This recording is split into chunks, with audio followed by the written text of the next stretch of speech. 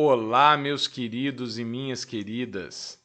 Sejam muito bem-vindos e muito bem-vindas a mais uma aula do nosso curso A Razão na Sua Fé. Nós já iniciamos uma nova etapa do nosso percurso. O véu se rasgou, as cortinas se abriram, Deus se revelou. Trouxe através de seu Filho a palavra, aquela que, dentre tantas outras coisas, respondeu a algumas das angústias existenciais que levaram gerações anteriores a singrar pelo caminho do pensamento rigoroso da filosofia. De onde vim? Por que estou aqui? Para onde vou? Deus nos disse. Ele disse que, sim, criou tudo do nada. Algo que, logicamente, os filósofos gregos não podiam conceber. Ele explicou o que é o Logos. Ele disse das suas intenções. E ele falou algo que a filosofia jamais poderia descobrir sozinha. Deus nos ama. As implicações da revelação, elas são imensuráveis. Obviamente, não restritas à história do conhecimento, mas também impactantes nesta seara da vida. A noção de indivíduo, a ideia de que o caminho histórico não é um ciclo, mas é linear, a ideia segundo a qual, nosso propósito não é apenas realizar desejos ou aspirações pessoais, mas que nós fazemos parte de uma lógica maior e que o governo dessa lógica é a bondade. Isso molda uma nova forma de ver o mundo, uma nova forma de se conduzir, uma nova ética. Nós sabemos para tomarmos decisões acerca da santidade. Os filósofos achavam que a nossa finalidade era saber. Outros filósofos, vamos lembrar, os gregos acreditavam que a nossa finalidade era o saber. Os helenistas já era saber para fazer. Jesus nos mostra, sim, saber para fazer escolhas certas relacionadas à santidade. Fantástico, fantástico. Nada seria como dantes. Não à toa que o Ocidente celebra a vinda do Salvador como o início do calendário. É como se o mundo, de fato, virasse uma página, começasse um capítulo, quiçá um livro novo. Tudo começa ali.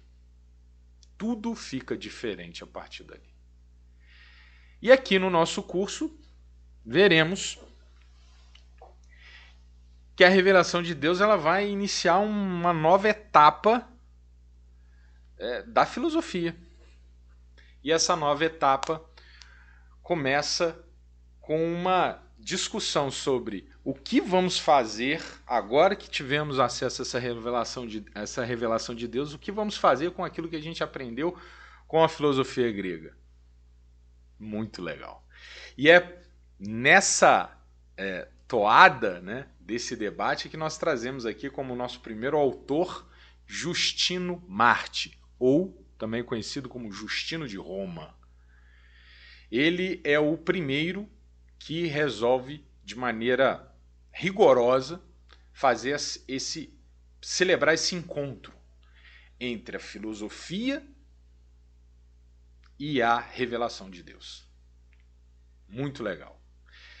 Mas antes de falar de Justino e dos temas que precedem a nossa aula, vou aqui trazer para vocês, como é o nosso padrão, as referências bibliográficas. A primeira delas é o texto do próprio Justino. Está aqui a imagem, não sei se está captando bem. o texto de Justino de Roma, ou pelo menos aqueles 3 textos que chegaram até nós. Infelizmente, os demais se perderam, mas 3 textos são conhecidos. As 2 apologias e o diálogo com Trifão, que de maneira generosa foi traduzida e publicada em língua portuguesa pela coleção da editora Paulus Patrística. Quem não conhece, eu recomendo demais essa coleção. É aquela dos livros verdinhos de capa dura. Patrística. A editora Paulus ainda está publicando os originais desses autores da origem, que estão ali nos fundamentos da igreja, em língua portuguesa. Então é um empreendimento que ainda está em curso e que vale muito a pena acompanhar. Então, uma das obras que nós vamos aqui, que vão nos orientar, é o texto de Justino publicado pela editora Paulus. O segundo texto, que não vai ajudar a gente apenas nessa aula, mas em outras também, é a História Eclesiástica de Eusébio de Cesareia, o historiador da igreja. Inclusive tem esse texto está também na coleção da editora Paulus, em um volume dedicado à História Eclesiástica de Eusébio de Cesareia. Aqui eu estou trazendo uma outra edição. Você que tem dúvida de o que aconteceu depois do Ato dos Apóstolos, cronologicamente ali, né? O que aconteceu com Paulo, com Pedro, enfim, com aqueles espetaculares homens de Deus? Se nós sabemos, História Eclesiástica é que nos contou. Nós conhecemos pelo menos 2 historiadores importantes da antiguidade que descreveram, porque Eusébio está escrevendo da antiguidade, tá? Ele viveu próximo aos eventos que ele relatou, muito mais próximo do que nós. São 2 historiadores da igreja importantes. O primeiro é Pápias, que não chegou até nós, seus escritos se perderam, mas que fundamentou, os escritos de Pápias fundamentaram bastante do que Eusébio viria a sistematizar mais tarde. Então Eusébio ele conta, né, o período do Atos dos Apóstolos e aquele imediatamente posterior, e vai além. Ele conta, na verdade, os primeiros séculos de edificação da igreja, tratando inclusive dos autores, de alguns dos quais nós vamos citar hoje aqui. Ele admirava muito um em particular, que é Orígenes, e uma outra obra dele, inclusive, é dedicada a este filósofo. Então, uma boa dica para quem tem aí vontade de saber, curiosidade de saber o que aconteceu depois dos Atos dos Apóstolos, saber sobre a história da igreja, saber sobre história antiga, sobre história do Ocidente e também sobre a história do conhecimento da filosofia cristã. Também chegamos agora ao segundo volume da coleção de Bertrand Russell, História da Filosofia Ocidental. Agora ele vai...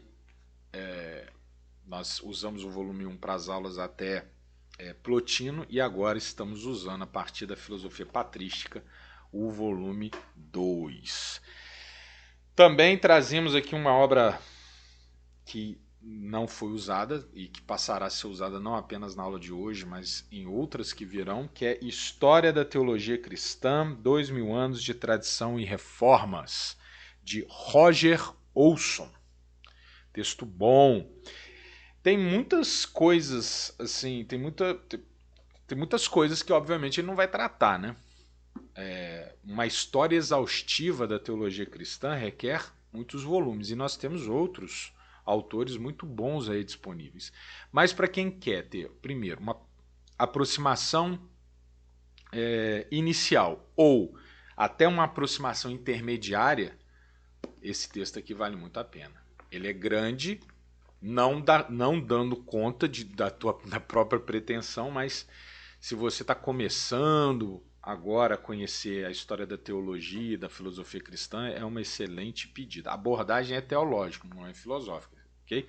Mas evidentemente que aqui a descoberta teológica ajuda muito também no entendimento filosófico do pensamento cristão.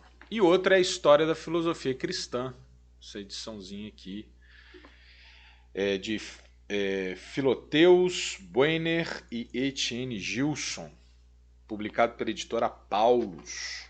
Já está na 13ª edição, texto bom. Uma curiosidade, quando eu montei o roteiro dessa fase do nosso curso, eu fiquei procurando que autor que pode suceder, João. E aí eu pensei, poxa, eu acho que é o Justino mesmo, né? Por aquilo que nós vamos ver daqui a pouco. E foi depois da tomada dessa decisão que eu vim descobrir esse volume, esse livro. E aí eu fiquei muito entusiasmado quando eu vi que esses dois autores, quando foram tratar da história da filosofia cristã, eles elegeram como o primeiro autor Justino. Então eu reconheci que, poxa, estava no caminho certo mesmo. Perceberam a diversidade das referências?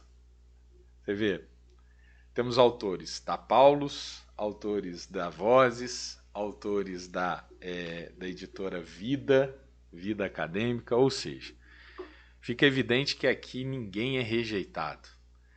Nós não estamos fazendo um curso, como eu já havia até esclarecido, com um viés teológico pré-determinado.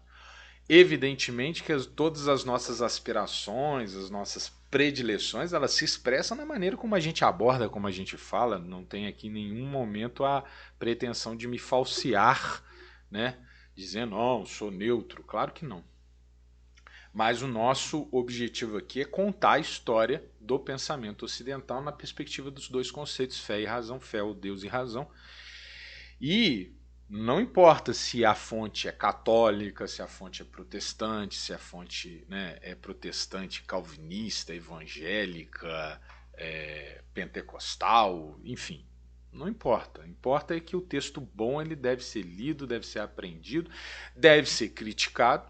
Tudo que lemos nós devemos sempre fazê-lo com o óculos da criticidade. Tudo que a gente lê, nada entra acriticamente no nosso cérebro, muito menos na nossa alma, mas vamos ser generosos. Tem coisa boa que vem de todos os lados. E Justino, ele nos fala um pouco sobre isso também. Mas veja, antes de entrar na aula propriamente, eu quero aqui fazer dois esforços. Um que é comum às nossas aulas, já virou uma marca, que é de aproveitar como introdução e fazer algum debate conceitual filosófico, e depois falar um pouco nos situar na cronologia, uma vez que nós fizemos aqui um movimento um tanto sinuoso e que agora eu espero que vocês compreendam a motivação e entendam onde nós estamos. Mas vamos começar aqui fazendo um debate de dois conceitos. Na verdade, vamos debater 4 conceitos. Tem tudo a ver com essa fase do nosso curso. Primeiros 2 conceitos. Episteme e axioma. Já ouviram falar? Conhece esses 2 conceitos? Episteme remonta à ideia de conhecimento. Existe inclusive uma variação filosófica que é a epistemologia, que não é necessariamente filosófica, ela também pode ser desdobrada em cada ramo do conhecimento, e que diz respeito ao conhecer o próprio conhecimento. É o estudo do conhecimento, certo? É um olhar para dentro do processo de elaboração do conhecimento. Daí vem a palavra epistemologia.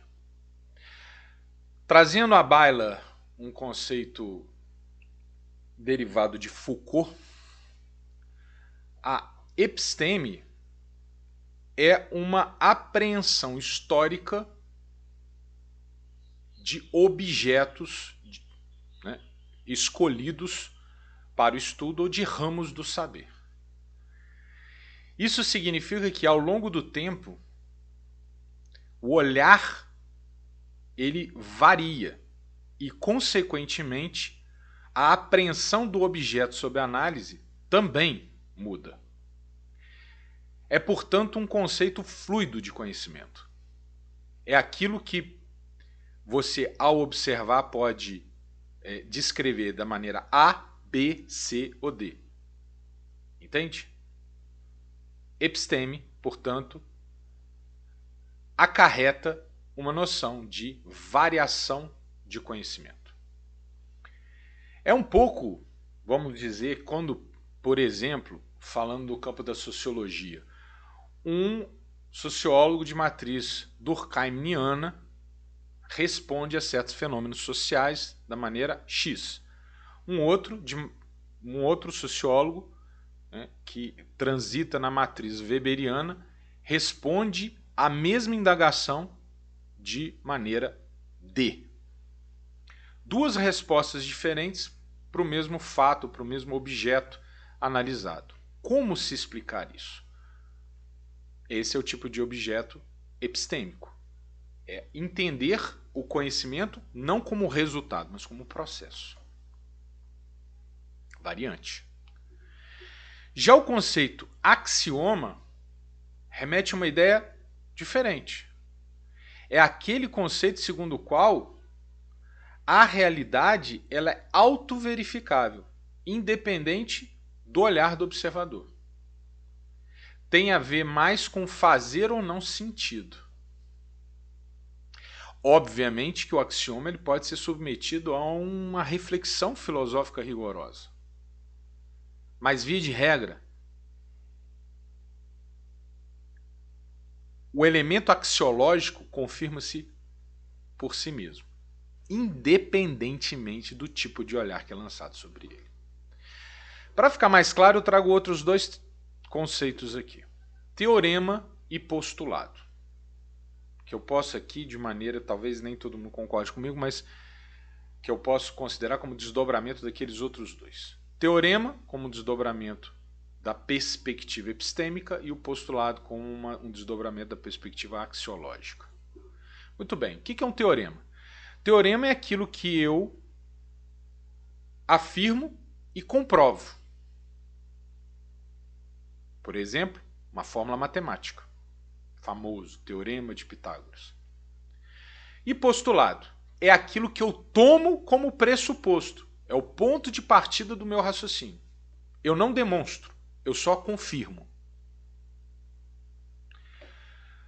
Todas as ciências têm sua dimensão de teorema e tem sua dimensão de postulado. Lembra que eu falei dos dois exemplos, Durkheim e Weber? Quando um autor durkheimiano observa o seu objeto, ele parte de certos postulados que são derivados do autor, da linhagem que ele se enquadra. Certo? Por exemplo, fato social é um conceito derivado de Durkheim que esse autor vai usar, vai tomar sem demonstrá-lo. Por quê? Porque ele pressupõe que Durkheim já demonstrou, enfim. Ele traz consigo, né, a estatura da veracidade. Eu não demonstro, eu não desço no detalhe, eu só afirmo. Postulado. Ou weberiano terá outros postulados. O que isso tem a ver com o nosso curso? Tem a ver com o seguinte. Existem temas de estudo que são especificamente próprios da episteme. E existem alguns outros temas que necessitam ser tomados axiologicamente. Por quê? Porque é impossível produzir uma abordagem teorema sobre aquilo que é impossível pretender demonstrar. Então, Deus, até a chegada de Cristo, era uma questão de matriz epistêmica. Então você tem lá, por exemplo, Anaxágoras dando uma explicação diferente de Platão, para o fenômeno que ambos, inclusive usando denominações diferentes, atribuem à forma Deus. Essa abordagem epistêmica acabou fazendo este conceito Deus se confirmar dentro do rigor lógico como sendo um axioma. Por quê? Porque por lentes diversas, por caminhos diversos, os autores chegaram à conclusão de que existe um ente, uma entidade anterior a tudo que há e que dela flui tudo que conhecemos. A episteme que carregou a axiologia. Os caminhos diferentes, os conceitos diferentes, as perspectivas de abordagem diferentes, mas que conduziram a uma afirmação comum. A Deus. Theos, uno, nous, motor imóvel, e etc. Demiurgo, Deus. Certo? Uma vez que a lógica nos conduziu a essa afirmação axiológica, portanto, autoconfirmável, independente do caminho que você segue, ela se confirma por ela mesma. Alguns autores, por razões diversas, se equivocam ao tentar traduzir esse axioma numa problemática que pode ser desdobrada teoremicamente. Ou seja,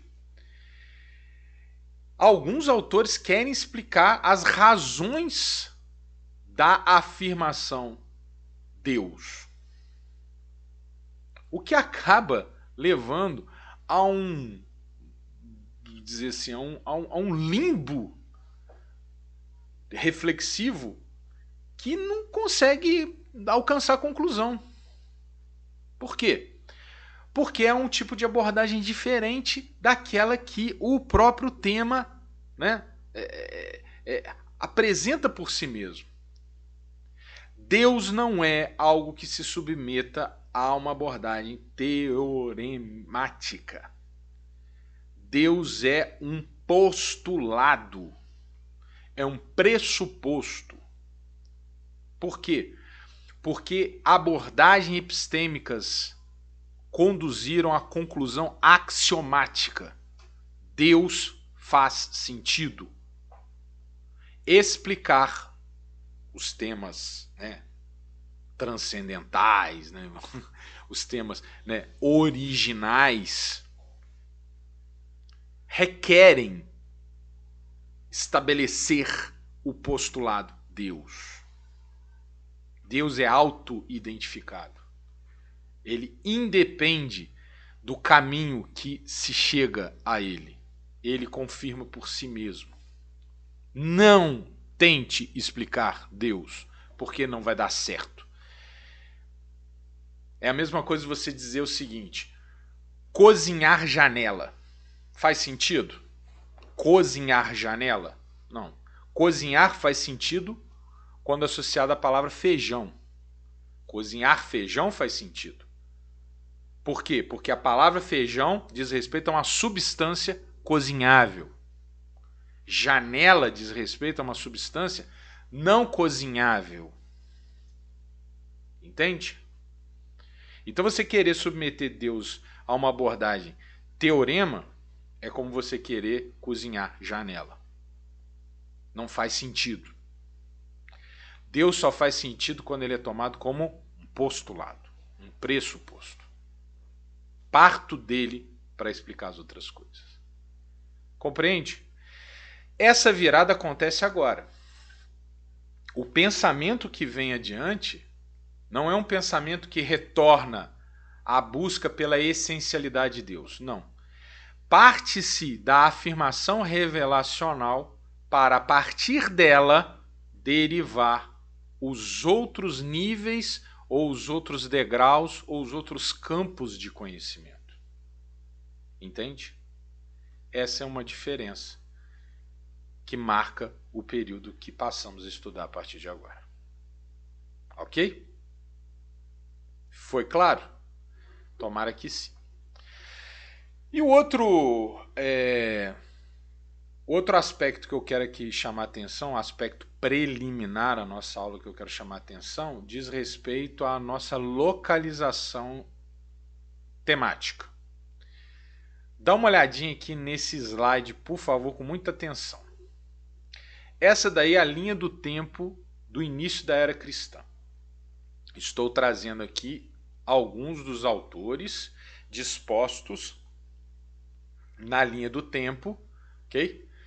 Da nossa reflexão neste curso. Então, lá no seu canto esquerdo, no canto esquerdo de quem vê, tá pequenininho, mas tomara que você consiga ler, eu coloquei uma lista. Em amarelo, os helenistas, que são os estoicos, os cínicos, os céticos e os epicuristas. Embaixo, em vermelho, os neoplatônicos. Embaixo, em azul, apóstolo. E em verde, apologistas cristãos. Ok? Cada cor refere-se a uma dessas linhas que estão dispostas aí na nossa sequência cronológica. E em cima nós temos os autores também acompanhando as cores. Então primeiro lá nós temos João, que viveu provavelmente entre os anos 6 e 100, no século I. Justino Marte, que é o autor de hoje, que viveu entre os anos 100 e 165 aproximadamente, portanto, durante o século II. Depois temos o imperador filósofo Marco Aurélio, que viveu entre 121 e 180, esse nós temos certeza da datação. Orígenes, que é um dos apologistas, viveu entre 185 e 254.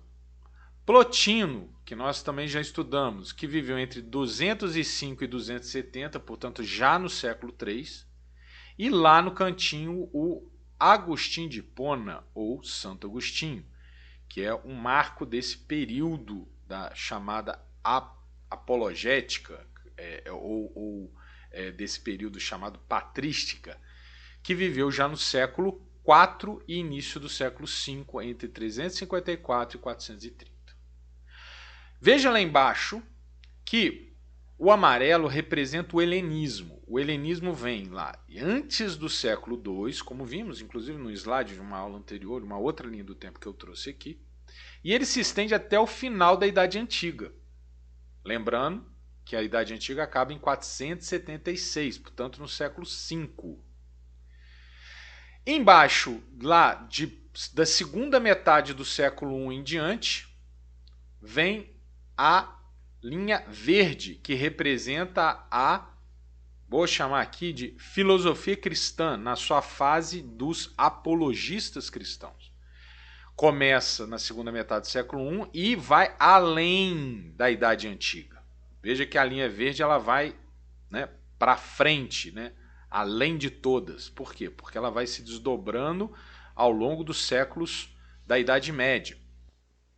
E a linha vermelha, que representa o neoplatonismo, aparece lá no final da primeira metade do século III e vai ali até o final da Antiguidade.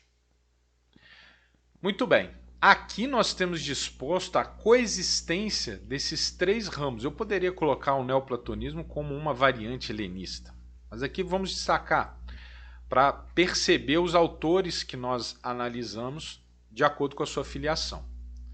Percebe, portanto, que no nosso curso nós abandonamos a cronologia por um tempo, não é verdade? Nós encerramos a aula de Aristóteles e partimos para Marco Aurélio. De Marco Aurélio fomos para Plotino. Ou seja, chegamos até o século III. E depois nós voltamos com João para o século I. E hoje chegamos ao século II com Justino Marte. Então nós abandonamos a cronologia, ok? Avançamos no tempo e voltamos para agora, novamente, seguir o rigor cronológico. Por que nós fizemos isso? Por uma questão de fazer sentido. Aristóteles é sucedido pelo helenismo como filosofia predominante. E aí, um autor fundamental, poderíamos ter escolhido outro, mas escolhemos Marco Aurélio como um representante desse movimento, entende? E o tipo de temática filosófica, né, se desdobrou, nos levou a desdobrar o raciocínio no neoplatonismo, né? Ou seja, faz mais sentido seguir esse percurso da filosofia pré-socrática, filosofia clássica, ao helenismo, ao neoplatonismo. Ok? Pois todos estão ali, de alguma maneira, se dispondo à margem da autorrevelação de Deus. Marco Aurélio conhecia os cristãos? Sim, conhecia. Mas qual é a repercussão da descoberta de Cristo para a sua filosofia? Talvez alguém discorde de mim, mas eu vou aqui afirmar, sem muito problema, de que nenhuma. Plotino, com certeza, conhecia os cristãos. Mas qual é a repercussão do cristianismo na sua filosofia? Explicitamente, não temos. A sua filiação é platônica. E o teu diálogo é muito claramente com o aristotelismo e com o helenismo, especificamente o estoicismo. Então nós fizemos aqui uma opção por um certo encadeamento de raciocínio não cronológico. E então voltamos a João e a partir de agora nós vamos voltar na cronologia, seguindo os passos, o percurso, né, da sequência de datas. Falamos de João, que viveu no século I, e agora vamos falar de Justino, que viveu no século II. Ok? Acho que ficou claro, né? Muito bem. Gente, essa nova etapa que inaugurada logo após, né, a geração dos apóstolos. Quem são os apóstolos? São aqueles que conviveram com Jesus. João, Pedro, Paulo, que não conviveu com Jesus, mas teve a sua revelação no caminho de Damasco. Ou Marcos, que conviveu, a gente não sabe se ele conviveu com Jesus, mas com certeza conviveu ali muito perto de Paulo. Lucas, que conviveu ali muito perto de Paulo e de Pedro. Lucas, que conviveu muito de perto com Paulo. Essa geração do século I, ela pode ser chamada, embora Marcos, embora Lucas não tenham sido apóstolos, como Mateus, como Pedro, como Paulo, embora façamos essa distinção com clareza, eles podem ser todos designados como geração apostólica. Ok? Aqueles que viveram no século I e que tiveram contato direto com Cristo, ou um contato muito próximo com os apóstolos, tratando da temática de Cristo. Geração apostólica. Uma segunda geração, que a tradição católica designou como padres apostólicos, é aquela que conviveu com os apóstolos numa relação de discipulado e que ajudaram na edificação da instituição, do que viria a ser a instituição igreja. Ok? Então você tem a geração apostólica, você tem a geração dos padres apostólicos.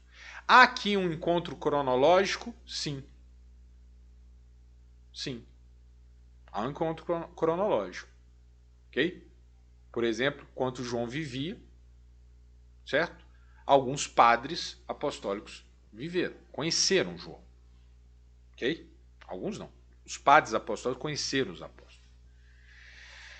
Imediatamente depois, o que viria pela frente é designado como patrística, ou seja, aqueles que não fazem parte da geração apostólica e não fazem parte da geração dos padres apostólicos, é via de regra designado como patrísticas, como patrística, no singular, que é um movimento de pensamento sucedâneo a vamos dizer, esse elo de ligação, né, entre a geração dos apóstolos e aquela que viria na sequência. Entende? E muito lá na frente, teremos um novo corpus designado como escolástica. Já não é mais, né, um pensamento patrístico, tipicamente dos padres apostólicos, nem canônico como o da geração apostólica. Já é um pensamento bastante, considerando a cronologia, tardio. Percebe? Essa é uma maneira, poderia ser outra, de dividir as 3 etapas da filosofia cristã. Embora nós tenhamos uma certa dificuldade de dizer que os pais apostólicos estivessem produzindo filosofia. Ok? Então você tem lá, primeiro, o movimento Os Pais Apostólicos, que servem de elo de ligação entre a geração apostólica e a patrística. Depois você tem um longo movimento patrístico, que vai permear o restante da Idade Antiga e vai alcançar a Idade Média. E lá já na Idade Média, com um movimento de pensamento especificamente medieval, temos a escolástica. Ok? Beleza? Essa é uma maneira de designar aquelas coisas de classificação, né? A gente tem que classificar às vezes para coisas ficarem mais claras. Ok, essa é uma maneira de classificar, né, a genealogia do pensamento de matriz cristã. Uma outra maneira de designar o período imediatamente posterior à vida dos apóstolos é colocar no mesmo balaio os pais apostólicos e a patrística, designando-os todos como parte do mesmo movimento, que a gente pode chamar aqui de apologética, apologistas, né? Enfim. Aqui nós vamos usar essa expressão, apologistas, para não confundir com alguns movimentos, inclusive mais recentes, que usam dessa expressão com uma finalidade um tanto quanto diversa. Nesse curso, nós vamos tratar como sendo a geração imediatamente posterior aos apóstolos de apologistas. Okay? Por que apologistas? Porque nós não queremos dar aqui a conformação de um movimento. Porque há diversidade interna em relação, inclusive, à própria noção de se devemos ou não fazer filosofia. Daqui a pouco vai ficar mais claro. Ok? Então, chamaremos os autores que trataremos a partir de agora com essa expressão genérica de apologistas. Então, no contexto da origem do cristianismo, esses apologistas eram aqueles que defendiam a fé, buscando convencer o mundo pagão e rechaçar heresias. O que há em comum entre os padres apostólicos e a patrística? E que nós podemos colocar todo mundo no mesmo balaio, chamando-os todos os autores individualmente de apologistas. É porque eles têm o mesmo interesse. Mesmíssimo interesse. Que é defender a fé cristã. E defender num contexto muito específico. Muito específico. Que é o de pressão do mundo pagão. Defender essa fé, ela requer um olhar para dentro do corpo de Cristo, ou seja, um olhar para aqueles que creem, e um olhar também para fora do corpo de Cristo, para o mundo, que João tão recorrentemente, né, chama, né, o mundo, como sendo todos aqueles que não são os herdeiros da palavra. Okay? O mundo e os que creem. Então a apologia ela tem tanto uma motivação interna para preservar os que creem, quanto uma motivação externa, que é para defender os que creem daqueles que não creem. Ok? Nesse jogo, trazer mais pessoas para a igreja e impedir que as pessoas que estão na igreja se desviem dela. Entende? Então todos esses autores que eu vou listar agora para vocês, tinham essa preocupação basilar. Inácio de Antioquia, que viveu entre 35 e 108. Papa Clemente I, 35 a 100. Policarpo de Esmirna, de 69 a 155. Justino, nosso autor do dia, de 100 a 165. E aí vai, tá vendo? Irineu de Lyon, Clemente de Alexandria, Tertuliano, Orígenes, Cipriano, Atanásio, Basílio, Gregório, Jerônimo, Agostinho, Vicente de Lérins, Cirilo, Máximo, Isaac de Nínive, João Damasceno. Veja, João Damasceno já bate lá no século VIII. Tá vendo? Começamos com Inácio em 35 e Clemente em 35, né? Nascimento desses caras, a João Damasceno, que morreu no século VIII. O que esses caras todos têm em comum? Todos eles eram apologistas. Okay? A base, a motivação do seu esforço intelectual, seja ele filosófico ou não, é defender a fé. E defender a fé significa manter quem está dentro, não deixar ninguém escapar, e trazer os que estão de fora para dentro. Defender os ataques externos e manter a disciplina interna. Entende? Entende? Então nós vamos chamar esses caras que virão agora de apologistas. Justino seria um apologista. Show? Beleza? Muito bem.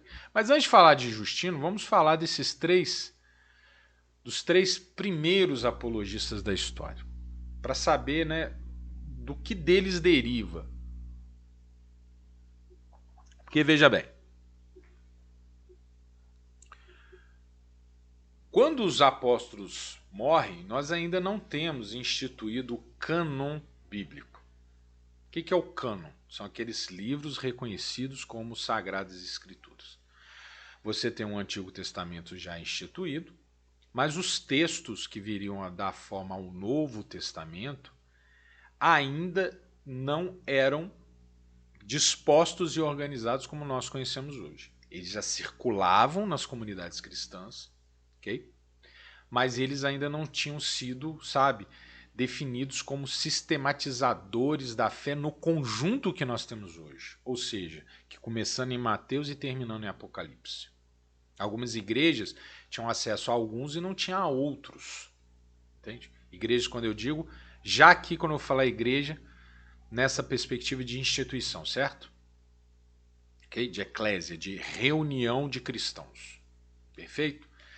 Então você tinha uma variação desses textos.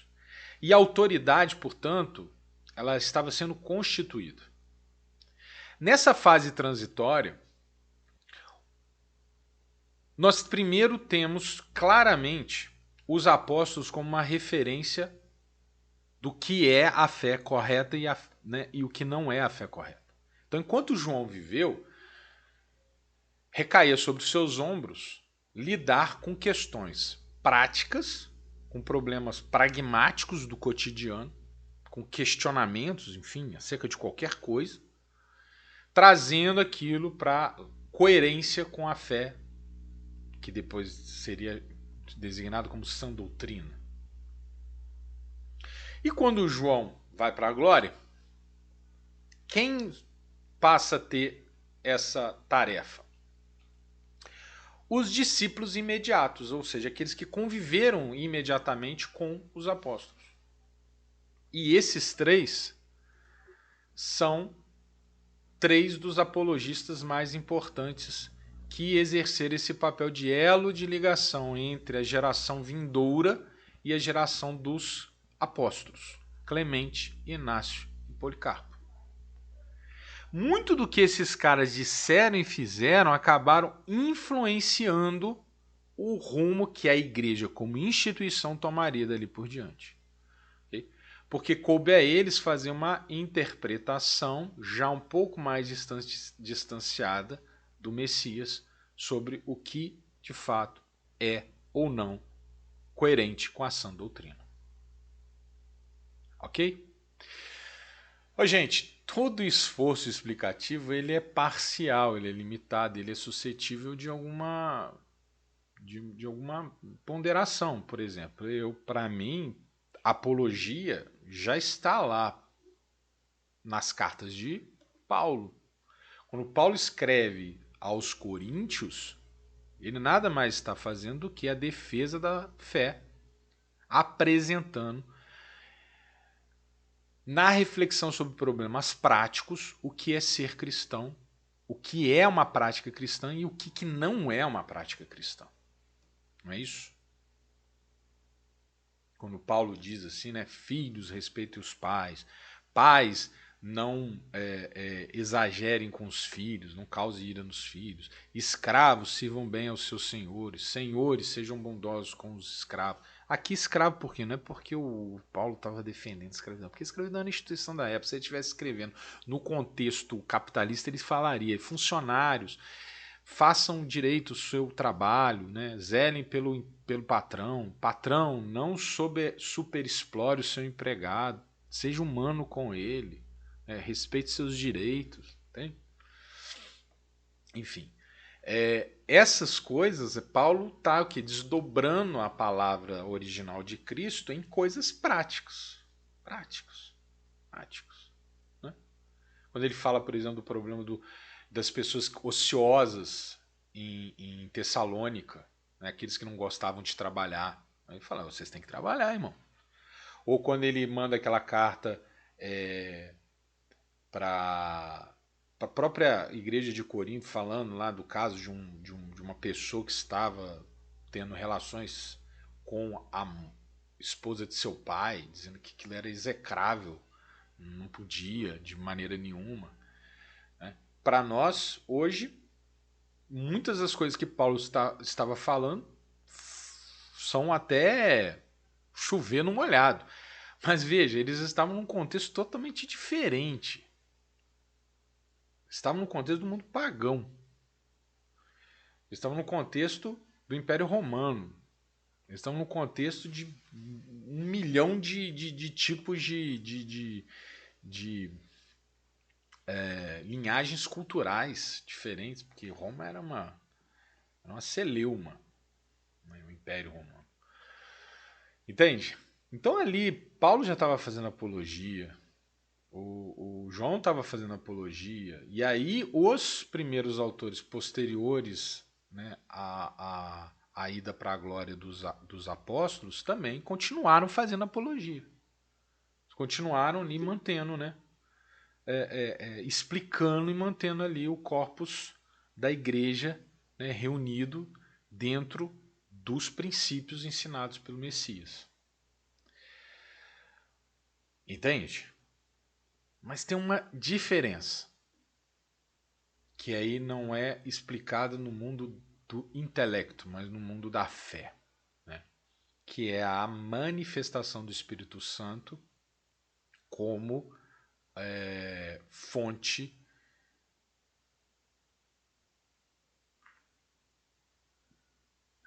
definitiva da verdade.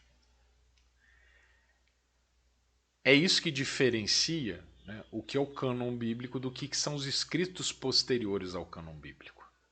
O cânon bíblico é definido como sendo a escritura inspirada diretamente pelo Espírito. O que vem depois não é. Já é, né, uma reflexão, sim, importante, sim, providencial, mas não necessariamente inspirada. Não inspirada da forma como foi o cânon. Percebe? Então, portanto, está mais propensa a cometer equívocos. Ou, se não equívocos, a dar mais importância para certas coisas em detrimento de outras coisas. Certo? E eu paro essa afirmação por aqui para não enveredar pelo caminho da doutrina, pelo caminho das predileções teológicas que a gente aqui, muito humildemente, tenta afastar. Não é a temática do nosso curso. Bom, dito isso, vamos falar um pouco sobre Clemente, Inácio e Policarpo antes de falar do nosso autor chave, que é o nosso amigo Justino. Ah, mas antes, existe também autoridade doutrinária para alguns textos que chegaram até nós sem necessariamente sabermos a autoria. Alguns textos de autoria desconhecida, que a gente não sabe exatamente quem escreveu. Alguns teólogos apontam em um determinado sentido, outros em outro, enfim, mas não tem assinatura. Mas que também ajudam nesse primeiro momento da igreja como instituição, nesse elo de ligação entre a geração dos apóstolos e a geração que viria depois. Que textos são esses? Trouxe aqui uma lista. Didaquê, o ensino dos apóstolos, Epístola de Barnabé, o pastor de Hermas, a Epístola de Clemente, a segunda não se tem certeza, né, que é a autoria de Clemente, imagina-se que não, a Epístola de Diogneto e fragmentos escritos de Pápias Heráclitos, que inclusive falei há pouco, que é um historiador junto com Eusébio de Cesareia, um historiador importante, ok? Então esses textos aqui vale menção. Vamos aqui rapidamente falando desses três homens de Deus aí, discípulos dos apóstolos. Primeiro deles, Clemente de Roma, que nasceu, sempre datas aproximadas, tá, gente? 35 a 97. Ele escreveu provavelmente o texto mais antigo depois do cânon, né, dos textos que viriam a compor o Novo Testamento, por volta de 95, no ano de 95. Seu conteúdo é muito semelhante às cartas de Paulo aos Coríntios. Então, aquelas, né, tipo, aquele texto de exortação e de ensino ali, né, de doutrinação. Alguns estudiosos acreditam, tendo por base as evidências internas dessa carta, que Clemente deve ter conhecido Paulo pessoalmente e imitado o seu estilo de mensagem.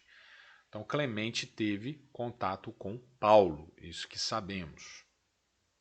Inácio de Antioquia viveu aí nesse arco entre 30 e 107, conviveu com Pedro e conheceu Paulo, sabemos disso. Eusébio nos ajuda em todas essas informações, tá? Eusébio de Cesareia nos ajuda a desvendar estes mistérios, né, dos convívios e das relações.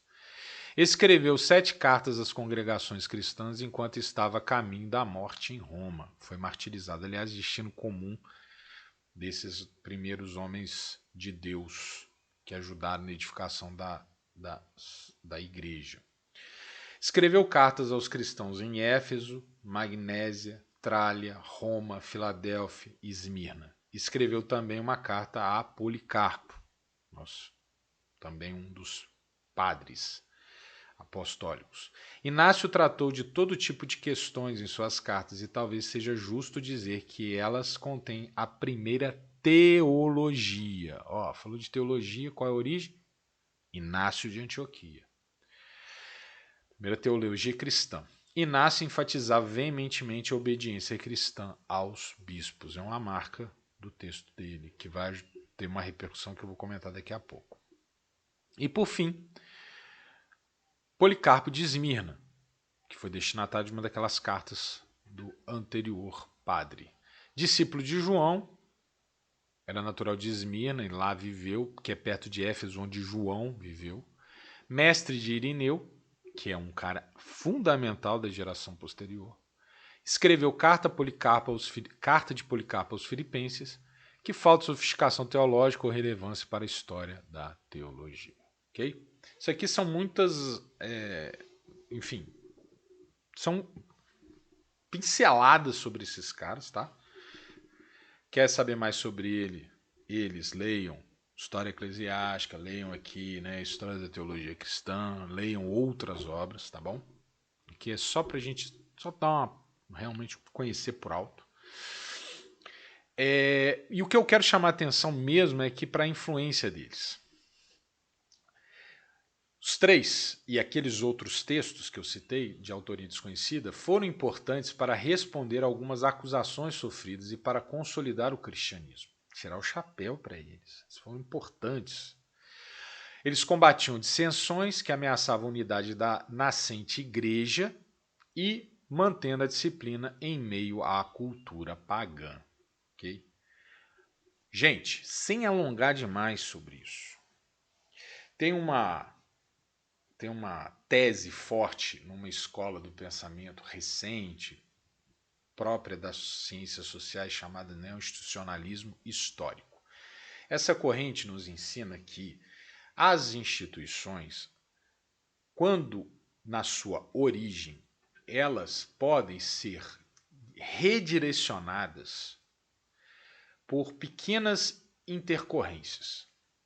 Por quê? Porque elas estão nascendo e elas ainda não se tornaram de fato instituições. Então, instituições no início, no seu aspecto original, elas devem muito aos acidentes. Acidentes são justamente essas intercorrências que podem levá-la para uma direção ou para outra.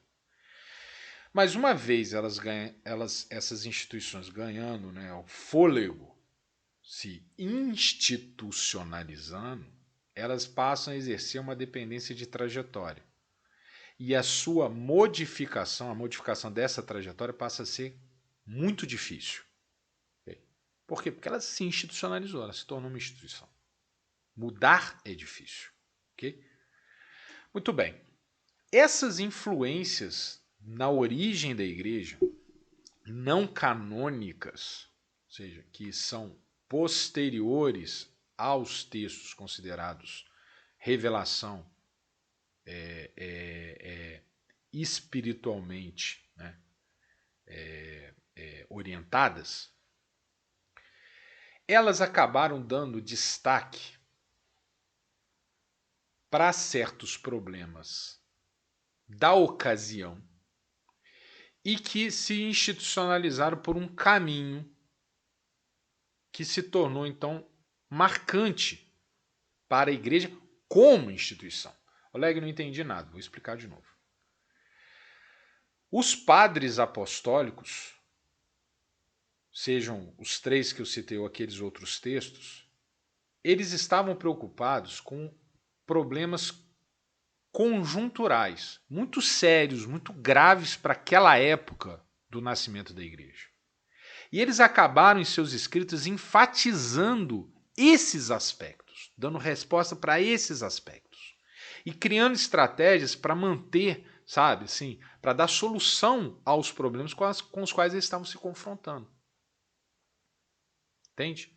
Portanto, eram respostas datadas, certo? Não dizendo respeito àquela teologia fulcral que nós encontramos nas palavras do próprio Messias e da revelação imediatamente posterior, né, que complementa ou destrincha o que Jesus falou. Aqui não é escritura inspirada. Aqui são homens de Deus enfrentando desafios e respondendo a esses desafios da melhor maneira como podiam. Entende? Mas num determinado momento, uma certa confusão entre o que é escritura inspirada e o que é, né, exortação ou instrução, né, conjuntural, essa mistura acabou alicerçando uma forma igreja, instituição, que mais tarde seria criticada. Tá dando para entender para onde que eu estou indo, né? O catolicismo, ele deveu muito aos padres apostólicos e enfatizou alguns aspectos que não eram para ser aspectos, sabe, a se tratarem do ponto de vista milenar. Eram problemas da época da origem da igreja. E essa reflexão será feita mais tarde pelos reformadores, que então acreditavam que se tratava de um desvio, o que aqui eu não quero afirmar de maneira nenhuma, tá? Ok? Independente de imaginar que foi desvio ou não foi desvio, um aspecto nós podemos aqui realçar sim. Elementos que eram muito importantes nas escrituras inspiradas, como graça, fé, ficaram de uma certa maneira eclipsadas por outras questões como moralismo e hierarquia. Entende? Porque o problema do moralismo e o problema da hierarquia eram os problemas dos padres apostólicos. Entende? Eram problemas concretos para manter a sã doutrina, baseada na graça, na fé, no amor, compaixão, etc. A bondade como virtude. Ok? Entende? E acabou que a igreja, como instituição, deu uma certa ênfase para coisas que, sabe, não é que rivalizaram, mas ganharam uma estatura, sabe, equivalente. E aí passou a ser tão importante a hierarquia quanto é importante a graça. Passou a ser tão importante o moralismo como é importante a fé. Sem necessariamente fazer a devida hierarquização de prioridades. Não adianta você agir por moralismo se você se desprende da fé verdadeira. De nada vale a hierarquia institucional se ela não está a serviço da graça. Se ela não está a serviço da palavra original de Cristo. Entende? E isso vai acabar causando controvérsia. Muito bem.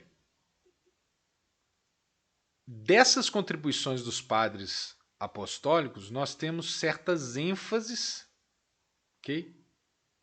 Que se tornam, ao invés de ênfases momentâneas, conjunturais para o enfrentamento de problemas específicos da igreja no seu nascedouro, se tornaram, na verdade, pilares doutrinários. Moralismo, hierarquia, deveríamos colocar aqui ritualística e por aí em diante. Para completar essa chave, se os padres apostólicos não garantissem, né, uma moral rígida, eles poderiam perder os discípulos, os cristãos, para fazer aqui a confrontação, para o imoralismo pagão. A moral pagã é totalmente diferente da moral cristã. Qual que é a moral cristã? Exemplo. O homem deve pertencer a uma única mulher e a mulher deve pertencer a um único homem. Não. Entre os pagãos, não era necessariamente assim. Certo? Um homem podia ter amantes, dependendo da cultura, um homem podia ter várias mulheres, por aí em diante. Certo? Então, o mundo dizia para os cristãos, né? Você não precisa ter, né, se resguardar no seu aspecto sexual. Você pode ter relações com quem você quiser.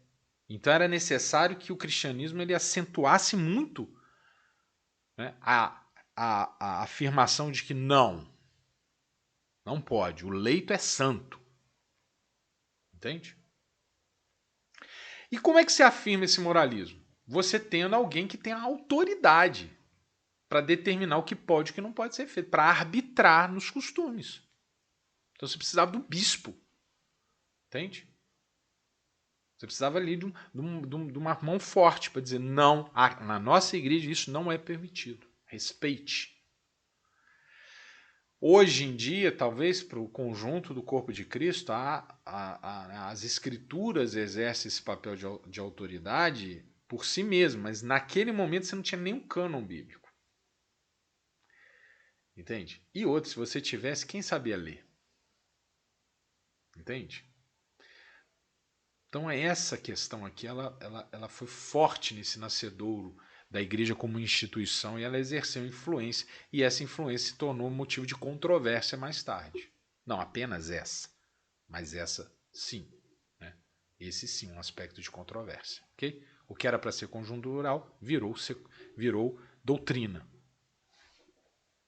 Eu estou afirmando aqui então que o cristianismo é fluidez moral? Claro que não.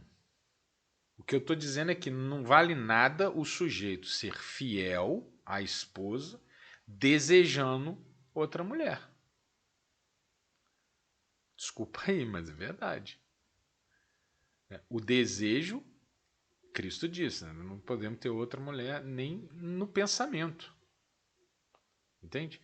Então não adianta a conduta moral evidenciável ser, né, ilibada se, né, a doutrina não estiver guardada no coração.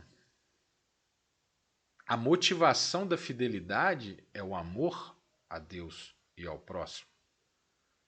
É como, né, fazendo aqui um exemplo de aproximação clara, né, era costume o homem abandonar a sua esposa da mocidade e, né, casar-se de novo com uma outra esposa mais jovem.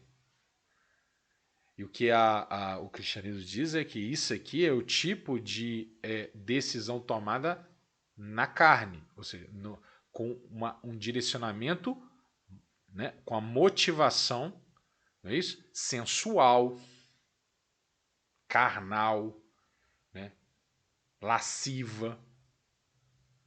Okay? Como assim que há de bondade no ato de um homem abandonar a sua esposa da mocidade, pois ela seguiu o curso natural da vida e envelheceu? Não é o desejo apenas que estabelece a relação familiar, mas é uma cumplicidade espiritual, porque o homem e a mulher foram unidos por Deus e não devem se separar. A bondade do marido em preservar o leito nupcial. É disso que se trata. É de não abandonar, porque as implicações sociais, inclusive do abandono, eram dramáticas. A mulher podia ficar à própria sorte e morrer de fome. Entende? Jesus chega a dizer isso, né? Moisés permitiu que se desse carta de divórcio por causa da dureza dos vossos corações, mas a verdade eu vou dizer, não, o homem não deve abandonar sua esposa, porque é errado. Entende? Quando um homem abandona sua esposa por seus desejos sexuais, etc., ele na realidade ele está olhando para si. Ele está amando a si. Ele está percebendo apenas o seu. Né? E cadê o amar ao próximo como a ti mesmo? A mais a esposa da mocidade, a companheira dos primeiros anos, aquela que te deu filhos. Você vai abandonar? Entende? Então não era simplesmente não divorcie, por quê? Porque eu mandei. Porque é imoral. Não, eu não divorcie porque isso tem todo um conteúdo. Entende? Isso tem todo um entendimento. Tem toda uma absorção no coração de uma mensagem de bondade, de amor fraternal. Da mesma maneira, adianta dar esmola, né? E não preservar o mandamento? A salvação está na esmola? Então não entendeu nada que Paulo falou. Não são as obras. As obras, como o Tiago diz, elas são expressão. Né? Porque sem obras, sem demonstração, não tem fé. Mas a fé é aquilo que te motiva às obras. Paulo, não adianta, né, a circuncisão, as tradições, as esmolas, se lá no teu coração você não recebeu Jesus. E receber Jesus no coração significa tornar aquilo que Jesus ordena como sendo o seu padrão de vida. Lembra? Falamos lá em João. Né? Aquele que me amardes fará conforme os meus mandamentos. Enfim, uma reflexão. Uma reflexão sobre, né, as repercussões, né, das escolhas originais da igreja. Muito bem. Me alonguei demais aqui. Vamos pisar no acelerador. Diversidade entre os apologistas. Preste atenção nisso. Entre os apologistas existe uma enorme diversidade quanto à própria maneira de perceber os limites do pensamento religioso e da filosofia. Para alguns, a filosofia é um mal, uma perversão pagã. Já outros percebem nela o potencial para fornecer ferramentas lógicas que ajudam no convencimento da verdadeira fé. No início do período apologista, o pêndulo balançava para os dois lados, até que se consolidou a noção segundo a qual filosofia e fé podem contribuir mutuamente. Emerge assim a noção que temos hoje de teologia. A escolástica já está plenamente identificada como filosofia cristã. Muito bem, preste atenção nisso aqui. Isso é muito importante. Então, o que eu quis dizer aqui, no esteio do nosso raciocínio mor, preste atenção, todos esses primeiros pensadores do cristianismo, imediatamente posteriores aos apóstolos, eles estão preocupados em defender a fé. para dentro e para fora. Por isso, apologistas. Ok?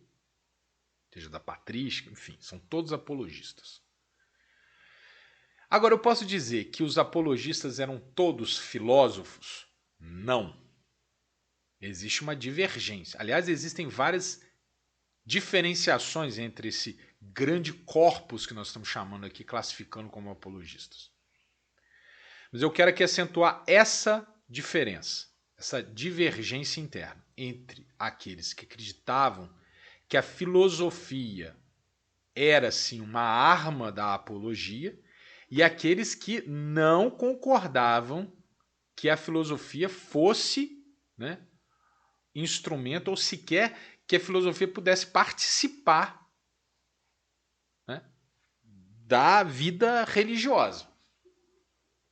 Tem essa divergência interna muito forte. Dois nomes aqui que eu posso trazer para a gente exemplificar.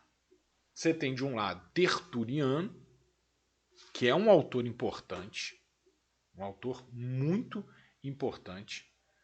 Tertuliano acreditava que fé e religião, vamos colocar assim, e filosofia não deviam se misturar.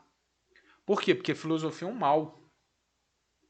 A filosofia é uma perversão das mentes pagãs. Eu devo defender a fé de costas para a filosofia. Entende?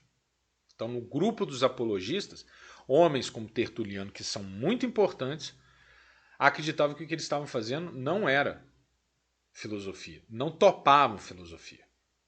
Defenderiam a fé contra, se fosse o caso, contra a filosofia. Porque a filosofia é uma perversão da mente pagã. É pecado. Já outros autores, como Orígenes, que entre todos é o que tem a obra mais extensa, ele acreditava que a filosofia era, sim, um instrumento de luta, de defesa da fé. Entende? Então, na história da apologia, na história desse grupo que eu estou chamando de apologistas, né, haviam como tertulianos que não concordavam que o que eles estavam fazendo era filosofia, então eles diziam, nós não fazemos filosofia.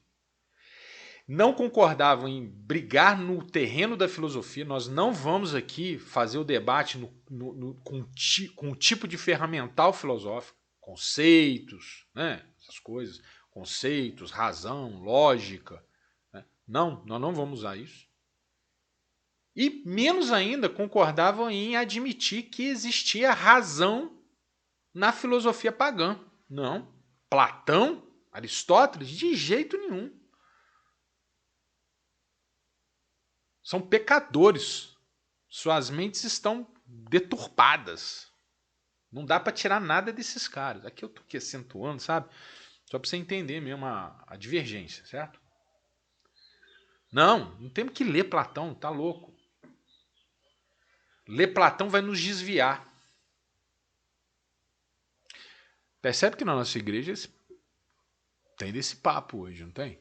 Tipo assim, não, eu tenho que ter medo de repente o conhecimento pode me tirar ali do caminho de Deus. Precaução é bom em todos os campos da vida. Mas nós temos que ter sempre aquela dose de bom senso nas escolhas que fazemos, né? Bom, um campo dizia, não fazemos filosofia, não brigamos no campo de batalha filosófica, não admitimos razão em autores pagãos.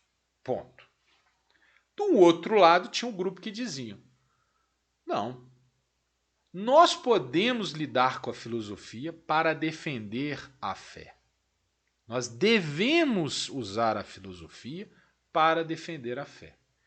Por quê? Porque muitos dos filósofos que o mundo pagão reconhece ou admira disseram coisas que nós estamos confirmando com Cristo. Os próprios filósofos pagãos encontraram proximidade, pelo seu esforço lógico, com aquilo que Jesus viria dizer na construção da nossa fé. Falar com as categorias filosóficas é ter mais poder de fogo para convencer as pessoas, primeiro, de que nós não estamos errados, segundo, de que eles podem e devem vir também para o nosso lado. Entende? Então, se de um lado tem aqueles que agem de costas para a filosofia, outros acreditam que podem sim, primeiro, fazerem eles próprios filosofia. Alguns, inclusive, reconheciam que o cristianismo, toda a pregação evangélica é a filosofia. Entende? O ato da pregação evangélica é filosofia. Então, eles faziam filosofia. Que sim, nós devemos lutar as batalhas no terreno da filosofia. Por quê? Porque nós não temos que temer. Se nós estamos do lado da verdade, a nossa verdade vai triunfar. Então vamos nos confrontar às verdades pagãs no terreno do rigor racional e nós vamos provar que nós estamos certos e eles estão errados. E mais, nós podemos sim admitir que existe lampejos de verdade na filosofia grega, helenista. Ou seja, na filosofia pagã. Existem lampejos de verdades. Ali também se encontrou respostas verazes. E que nós aqui no cristianismo talvez consigamos completar. Relatando esse segundo grupo, parece até que é parece até que é a minha aula introdutória do curso, né? O caminho que o curso percorreu, de uma certa maneira, é de demonstração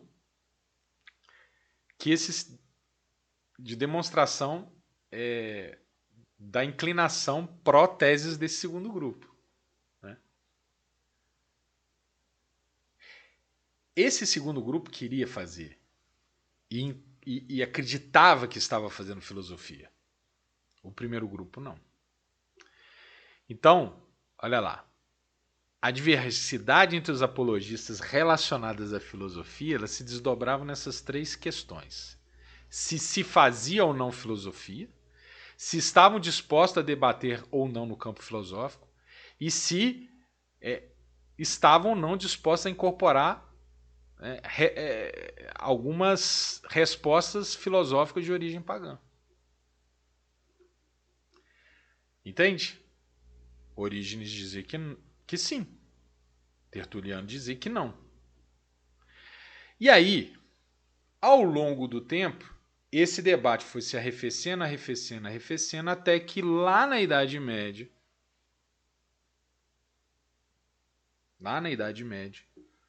vem a escolástica. Na escolástica já não tem esse debate. Na escolástica há uma noção concretizada de que o que nós estamos fazendo é filosofia. O perfil da teologia que chega até nós, ela tem um forte componente filosófico. Embora ela nunca se restrinja a achar-se filosofia. Tanto é que ela se designa teologia. Não é isso? Mas na patrística, vamos lá, a escolástica é filosofia, mas a patrística nós não podemos dizer que é filosofia. Ali tem um debate, depende do autor. Entende? Tem autor que sim, tem autor que não.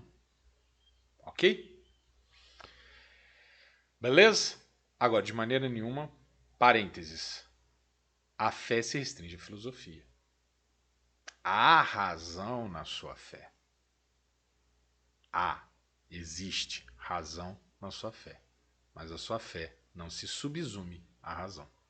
Ok? E também é equivocado subsumir toda a tua produção racional àquilo que você pode ter confirmação da fé. Mas, enfim, esse é um debate que permeará todo o nosso curso. Não é o objeto da nossa reflexão aprofundada agora. Bom, entre os apologistas que decidem se encaminhar com a filosofia, e aqui estamos abandonando todos os outros, podemos perceber que eles tentaram demonstrar, na maioria, que haviam semelhanças entre a mensagem e a cosmovisão cristãs e o que havia de melhor na filosofia grega. Entende? Então, uma vez tomada a decisão de sim trafegar com a filosofia, esses apologistas, filósofos, eles se esforçam para mostrar que, tipo, como se eles falassem assim, mundo pagão, vocês estão aqui dizendo isso, isso, isso, pois é. Isso está confirmado aqui na doutrina. Mas aquilo outro, e aquilo mais à frente, não está. Entende? Debate a filosofia, não vira as costas para a filosofia. E nesse esforço, mostra-se que existem sim pontos de contato, e muitos, entre esses dois campos. E isso já tinha acontecido, veja bem, essa aproximação entre fé e filosofia antes dos cristãos. Então os cristãos, os apologistas que resolveram dialogar com a filosofia, eles encontraram na história pregressa pelo menos, não é apenas, mas pelo menos um homem que já tinha feito um esforço de aproximação entre a filosofia de matriz grega e a fé monoteísta. Quem foi esse cara? Não sei se vocês conhecem. Filo. Filo buscou unir o judaísmo e a filosofia grega em Alexandria, no Egito. Percebeu antes de qualquer outra as semelhanças entre o deus da filosofia grega, que Deus, letra minúscula, Demiurgo, Theos, primeiro motor, Uno, e etc. Né? Esses deus encontrados na lógica filosófica, que era um só, metafísica e moralmente perfeito, criador e juiz de todas as almas, e o Yahvé, da tradição hebraica, que era o criador, legislador, juiz de todos. Filo associava Moisés a Platão para relacionar os mundos helênico e judaico.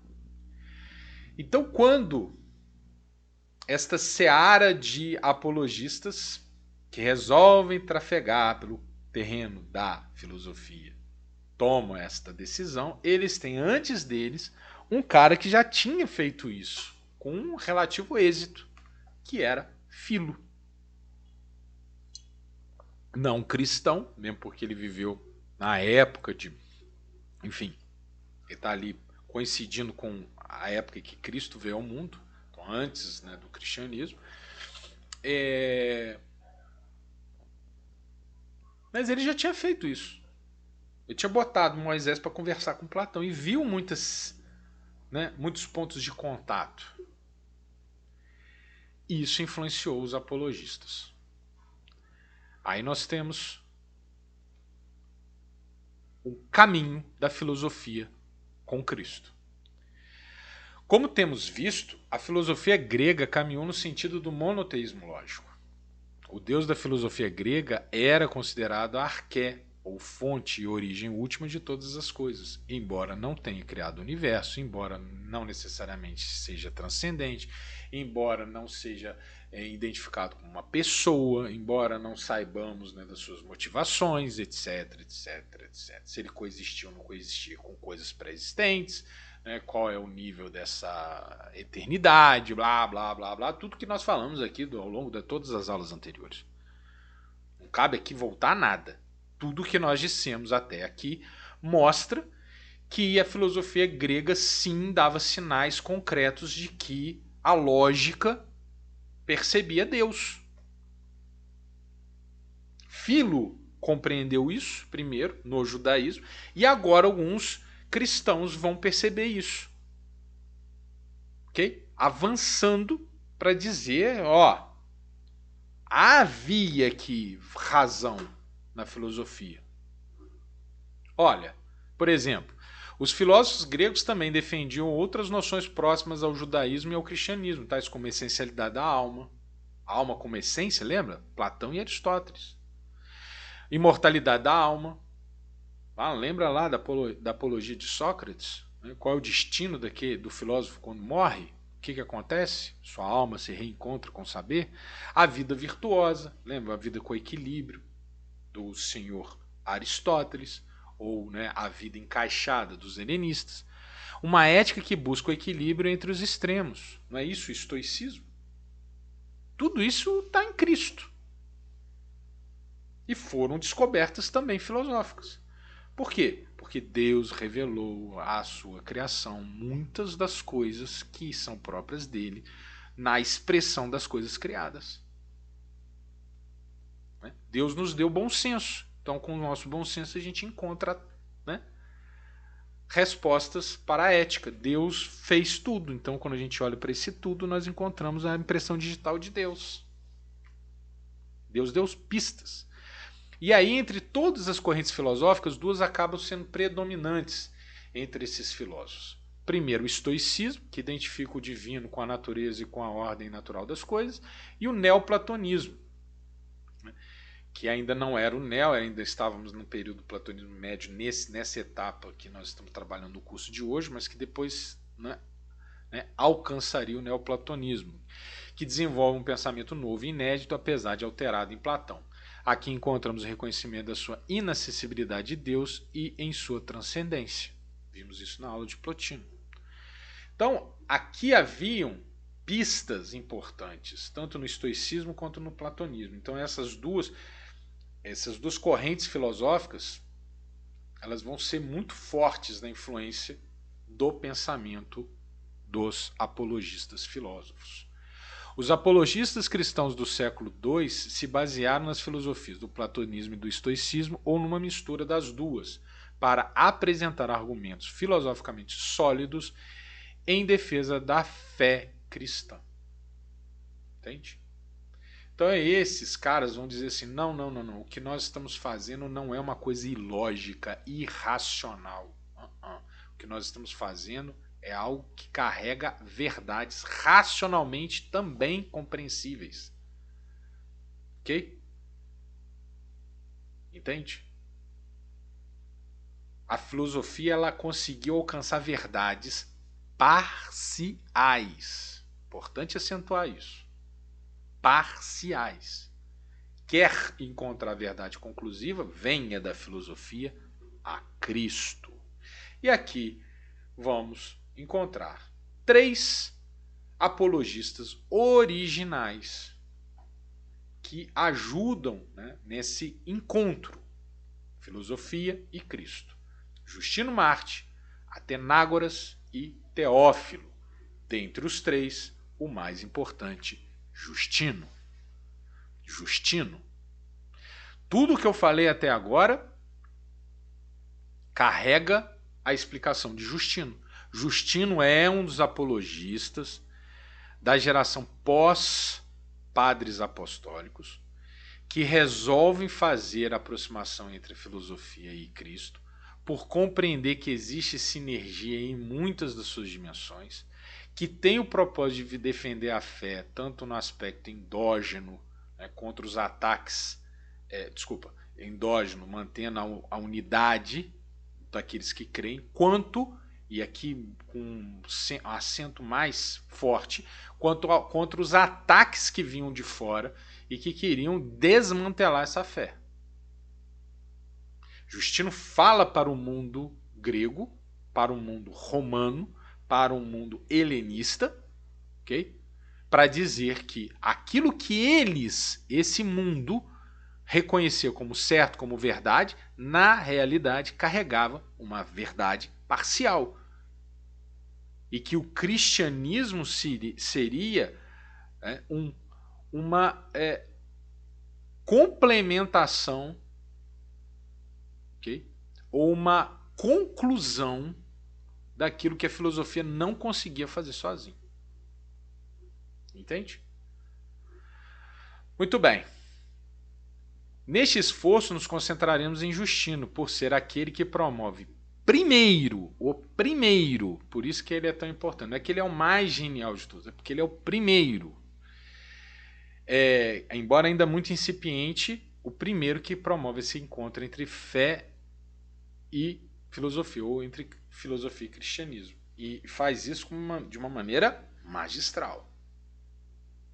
É uma filosofia super sofisticada? Não estamos dizendo isso. Mas é um encontro, sim, muito bem sucedido. Rapidinho, alguns aspectos da vida de Justino. Justino nasceu em uma família grega na Palestina, na primeira metade do século II, transitou pelas escolas filosóficas de seu tempo, tornou-se um filósofo platônico, porém não encontrou resposta para suas angústias na filosofia. Então vamos lá, quem é Justino? Justino era um gentio que nasce na terra, na Palestina, que é, né, não existia, que hoje nós conhecemos como Israel, ou Israel antigo não existia, Judá não existia, tinha sido desmantelado, né? Ali, não é que não existia, o território do ponto de vista dos romanos chamava-se Palestina, Filístia, daí Palestina, terra dos filisteus. Presta atenção, então ele era um grego, um gentio que nasceu em terras monoteístas, né? Muito bem. E ele era um cara curioso. Ele tinha intenções de ser um filósofo. Ele começou pelo estoicismo, foi lá, se tornou um filósofo estoico razoável, mas percebeu que o estoicismo tinha lá alguns problemas. Principalmente essa coisa panteísta o incomodava. Deus diluído em tudo. Ele não conseguia enxergar desse jeito, então ele evoluiu, ou não, ele andou para o lado, foi para o pitagorismo, mas via que o pensamento rigoroso não tinha tanto contato com a sua inclinação religiosa, e aí viu o platonismo, encontrou o platonismo e viu, puxa, isso aqui é bom, e se filiou à escola platônica. Mas mesmo na escola platônica, mesmo percebendo que o platonismo era mais do que qualquer outra escola filosófica, ele ainda não conseguia se sentir satisfeito com as respostas platônicas. E aí ele nos conta que um dia, né, caminhando, encontra um velho, um senhor, um sábio, e que deste contato ele encontra respostas mais sólidas sobre os temas existenciais que ele não encontrava resposta no platonismo. E aí então ocorre o maravilhoso encontro com a palavra de Cristo. E desse momento em diante, ele chega à conclusão filosófica que as respostas não estavam na filosofia, mas em Cristo. E aí ele busca trazer essa tradição na qual ele vinha, que é o platonismo, a Cristo. Depois que se converteu, passou a designar-se como filósofo cristão. Ele não se designava como apologista, não. Ele dizia, eu sou um filósofo cristão. Estou fazendo uma filosofia baseada em Cristo. Por motivos desconhecidos, o próprio Justino foi executado em Roma pelas autoridades em 162, portanto, sob o governo de Marco Aurélio. Que coisa, né? Aqui então encontramos as linhas cronológicas se encontram nesse acontecimento trágico, né? O destino de muitos desses homens de Deus, valorosos e importantes, foi o martírio. Infelizmente, também Justino, o mártir. Eusébio de Cesaré nos conta que Justino era um profícuo autor. Mas dentre seus escritos apenas 3 chegaram até nós. Os 3 que a editora Paulus tão gentilmente nos brinda na sua edição da Patrística, na edição Justino de Roma. Quais são os textos? A primeira apologia, a segunda apologia e o diálogo contra o judeu Trifão. São 3 textos de Justino que chegam até nós, ok? Qual era o estilo dos textos de Justino, assim como de outros apologistas? O estilo eram as súplicas ou petições, tá? O que significa isso? Esses textos, vou aqui me concentrar em Justino. Os textos de Justino, eles eram dirigidos às autoridades romanas, requerendo um tratamento humanizado em relação aos cristãos. Petição, como você vai ao juiz apresentar uma queixa que você quer que seja, né, julgada pelo magistrado. Então, é como se ele estivesse apresentando uma petição. E quem era a autoridade? O imperador ou o senado, alguém que pudesse resolver o problema.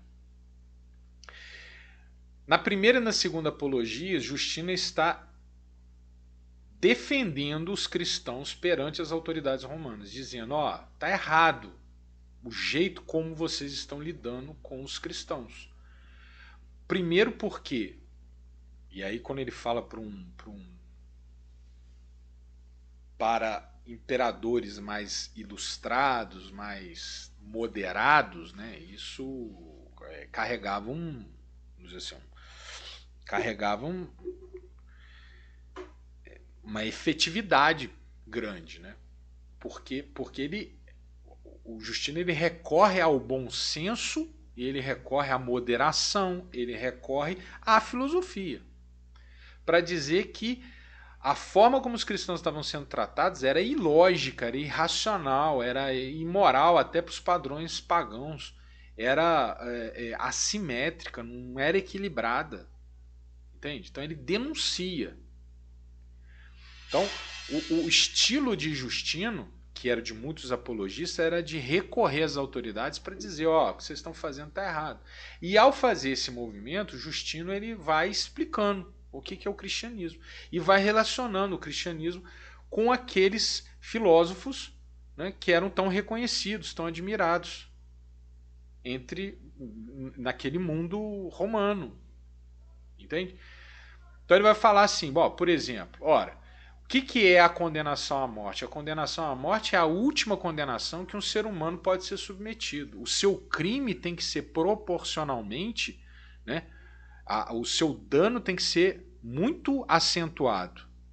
Porque, do contrário, a própria pena ela perde a sua credibilidade. Ora, será que uma opinião é um crime tão hediondo ao ponto daquele que a expressa, ter que ser ceifado do mundo dos vivos? Olha que coisa, né? É um apelo ao bom senso.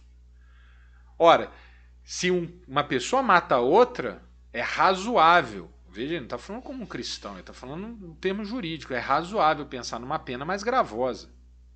Uma pessoa que dilapida o patrimônio alheio, ou que rouba, ou que furta, ok, esse aqui precisa. Agora, alguém que emite uma opinião sem causar dano a ninguém, será que este deve ser martirizado? Morto? Perder a vida? Né? Como assim Antonino Pio? Como assim Marco Aurélio? Né? Homens ilustrados, cheios de sabedoria. Como vocês, né, podem conceber agir assim? Cadê o estoicismo nessas sentenças? Sabe? Gente, isso aqui é magistral, porque Justino está nos legando ao que é um direito contemporâneo, numa época que não estava na agenda, que é o direito à liberdade de expressão. A liberdade de expressão. A dosimetria da pena, o equilíbrio, fazendo um debate jurídico aqui, interessantíssimo. Vamos lembrar que os pilares do direito moderno estavam sendo cravados no mundo romano. Ele está dialogando com categorias jurídicas próprias de Roma, como a ideia de pessoa. Entende? Então são textos interessantíssimos, para além da temática que nos norteia. A primeira apologia, vamos passar aqui rapidamente, só um sobrevoo muito panorâmico. dos três textos do Justino. A primeira apologia foi provavelmente escrita em 150 e 155 na ocasião do martírio de Policarpo, lembra? Citamos ele. E dirigida com linguagem contundente e corajosa ao imperador Antonino Pio, conclamando a um tratamento mais justo em relação aos cristãos, um tratamento mais justo em relação ao dispendido até então os cristãos. Né? Ele faz uma argumentação jurídica bem legal. Contidas em suas petições por justiça havia exposições das crenças cristãs e a defesa das mesmas. Ele argumentava que Platão, quase certamente o filósofo o filósofo predileto do imperador, devia agradecer a Moisés. Explicava a adoração cristã, os sacramentos, porque os cristãos rejeitavam os ídolos e etc. Então ele vai explicando o modo de ser cristão para dizer, ô imperador, olha quanta coisa comum há entre o que os cristãos dizem, fazem, praticam em relação ao que Platão, né, mostrava. Né? Ele diz, né, por que nós não adoramos os ídolos? Por isso. Então, cara, tem coisas assim magistrais, do tipo, por exemplo, Orígenes explora isso. Ora, se a filosofia conduziu à certeza de que Deus é transcendente, de que Deus é único e que Deus é imaterial, Platão, por que vocês acham que é tão horroroso para nós virarmos as costas para os deuses antropomórficos e não aceitarmos nenhuma imagem esculpida? Deus é imaterial? Qual é o sentido da imagem esculpida? Vai falar do sacrifício, falando, a gente não acredita nesse sacrifício de aplacar os deuses, por quê? Porque Deus, se Deus é o sumo bem, aqui eu estou fazendo corruptelas de Orígenes também, se Deus é o sumo bem, por que ele deve ter a sua ira aplacada? O sumo bem é irado? E se não se trata de sacrifícios, né, por que nós temos que fazer sacrifício? Se logicamente o sacrifício ele não coaduna com a ideia de um Deus sumo bem. E aí de fato aconteceu um sacrifício pelos pecados anteriores. E esse sacrifício já foi feito, que é Cristo. Então nós acreditamos num sacrifício único.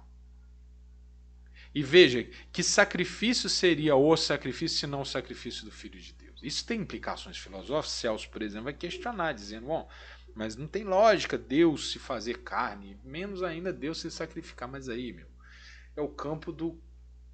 né? Não é o campo da ofensa, não é o campo do extermínio, não é o campo do... sabe? Esses apologistas estão muito... sabe, sim, fazendo muito essa defesa, tá? dessa incongruência, sabe?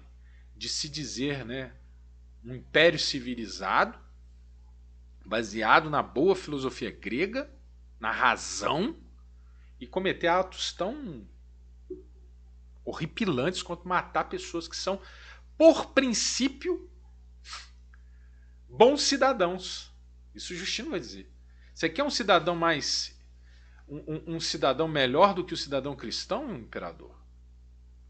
Que não rouba, que não mata, que pratica o bem, que busca uma virtude na temperança, que, poxa, que paga os impostos.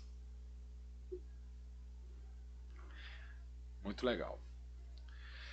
A segunda apologia foi dirigida ao Senado romano. Seu tom mostra um certo desespero quando Justino cita exemplos do tratamento injusto e irracional, olha essa palavra, irracional, dispensado aos cristãos pelo imperador e por outros oficiais romanos. A segunda apologia ela tem um tônus mais emotivo até, mas sempre toca nessa... Você, imperador, que se diz tão reflexivo, tão ilustrado, tão racional, como o seu império está fazendo isso? Ó Senado, essa que a sociedade foi criada sobre os alicerces do saber, como assim Essa é a civilização que os senhores nos apresentam? Forte. Diálogo contra o judeu Trifão. Contém reflexões autobiográficas a respeito de sua jornada filosófica, de sua conversão ao platonismo e mais tarde ao cristianismo, e explicações teológicas de como a crença cristã na encarnação, que o filósofo judeu Trifão considerava absurda, é compatível com o monoteísmo. Aqui, então, da história que nós sabemos do Justino, nós conhecemos por esse diálogo com Trifão, e aqui ele faz, além de um percurso filosófico, também um percurso, um certo debate com o monoteísmo judaico. Mostrando aqui, se aparenta muito com algum certo debate que a gente vê nas escrituras com os saduceus, né? O mundo helênico, o judaísmo helenizado, né, que era representado pelos saduceus, tomaram alguns pontos de vista tipicamente gregos e não percebiam que isso contradizia as próprias escrituras. Então, o olhar grego que se sobrepunha, né, às profecias. Jesus faz esse debate com os saduceus nas escrituras.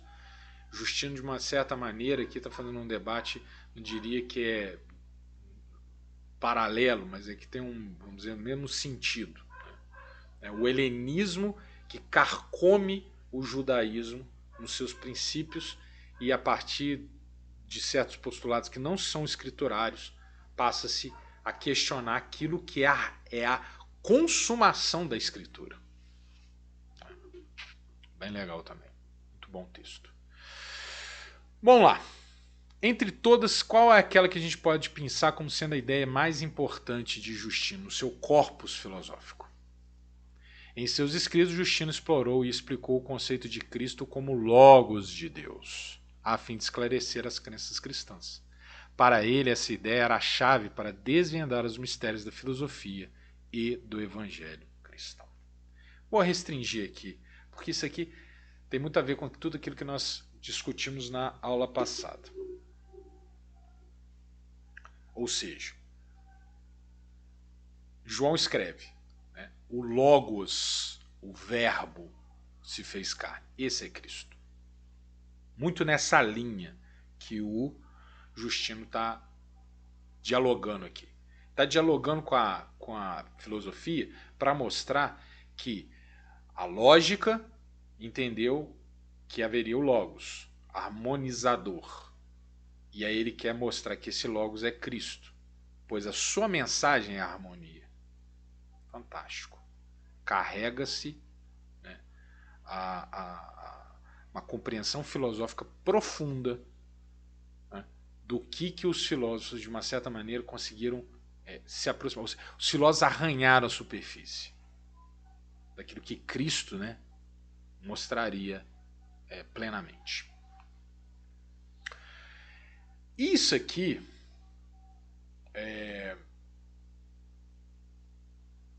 dá todo o significado do esforço de Justino, de dizer, a filosofia veio até um ponto.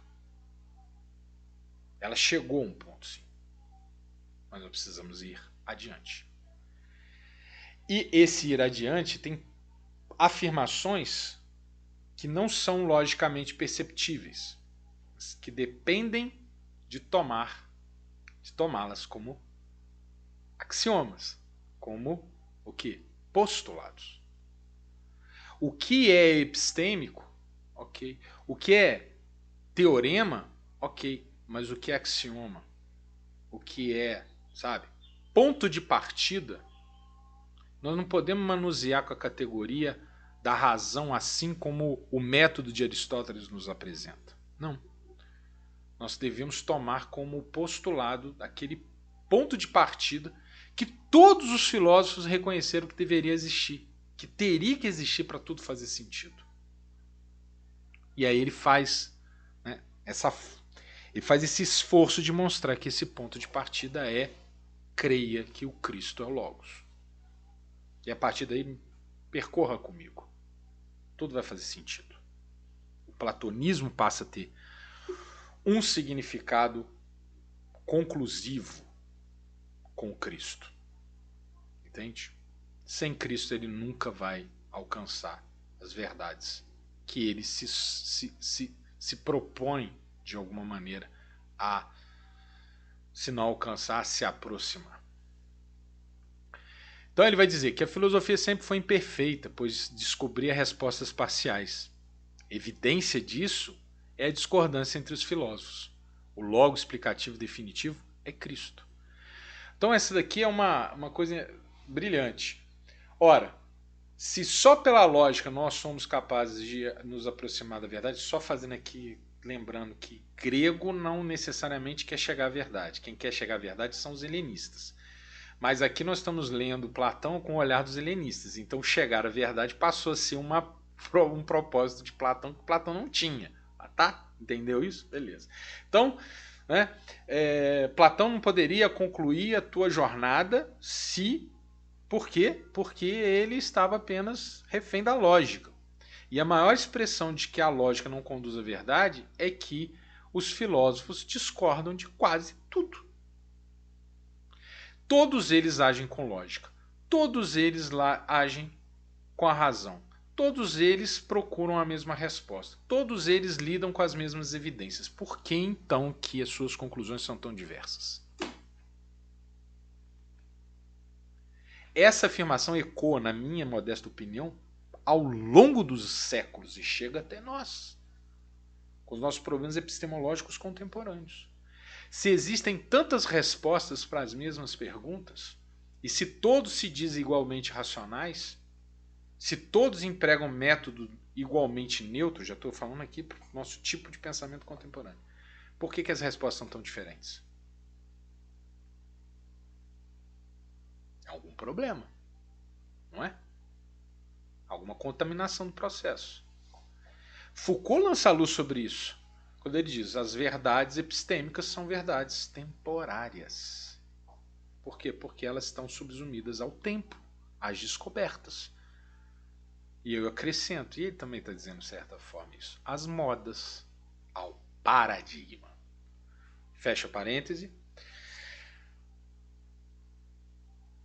Sem Cristo, a lógica não se completa. Sem fé, nós não vamos chegar à verdade. E disso vai para Agostinho, que dirá um pouco na frente. Crer para saber. Beleza? Tome Jesus como Logos.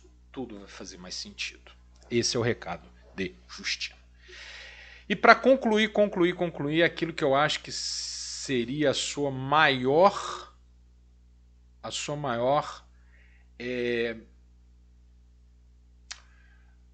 contribuição para o nosso mundo de hoje.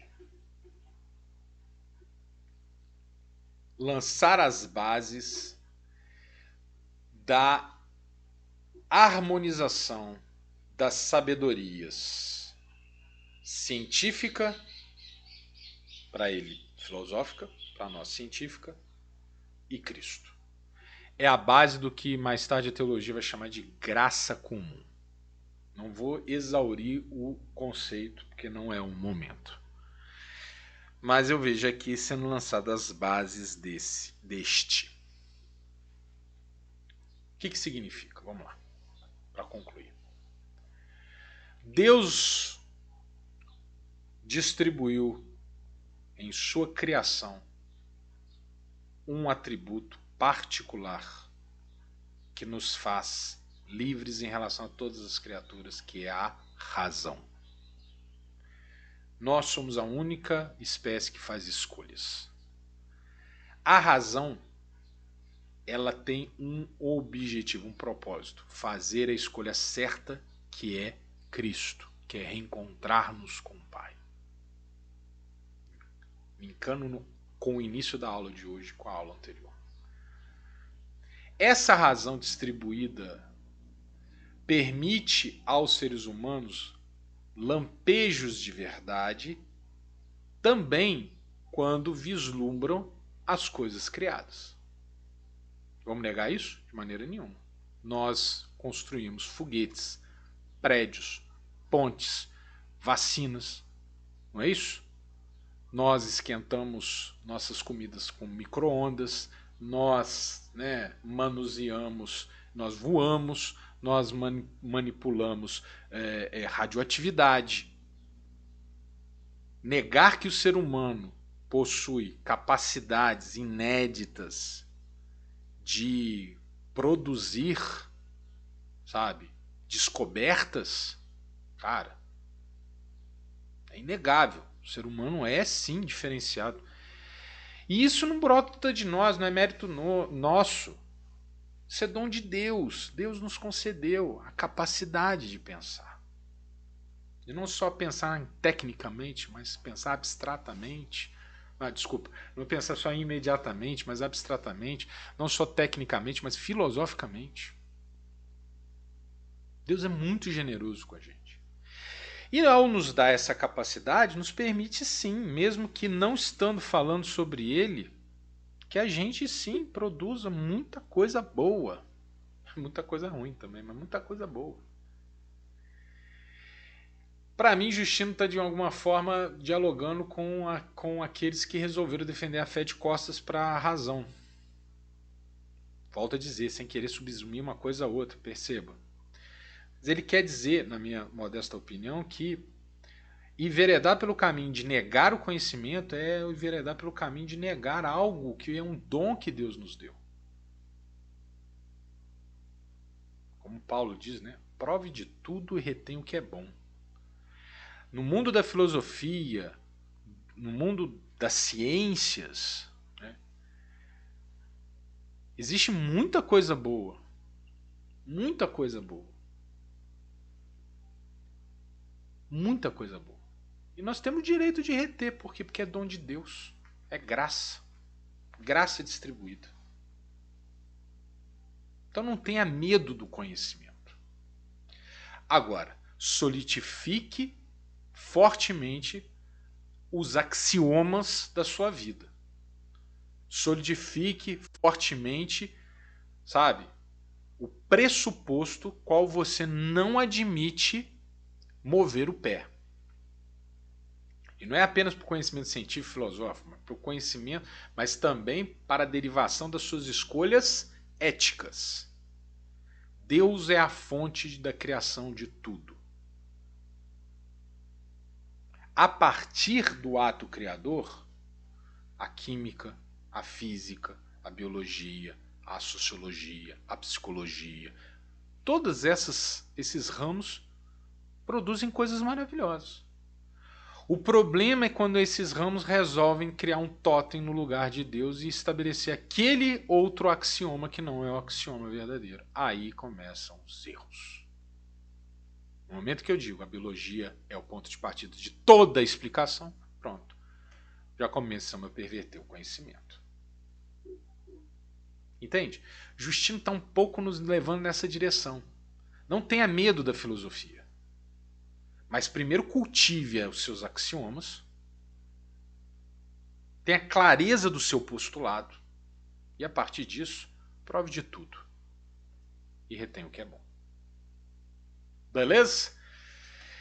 É isso então, Justino Marte aqui iniciando, né, a nossa peregrinação pela patrística, que nós vamos chamar aqui de apologia ou do movimento dos apologistas, os primeiros pensadores posteriores à geração apostólica, aqueles que já vão produzir conhecimento tomando como princípio a revelação que Deus maravilhosamente nos deu através do seu Filho amado e o nosso amado Redentor, Jesus Cristo. Um grande abraço, não perca a próxima aula. Quem não curtiu, quem não se inscreveu, quem não ainda compartilhou, por favor, faça tudo isso, nos ajude aí a alcançar mais pessoas. No mais, espero vocês na nossa próxima aula. Uma aula boa, hein? Boa. Não percam. Um grande abraço e fiquem com Deus. Até!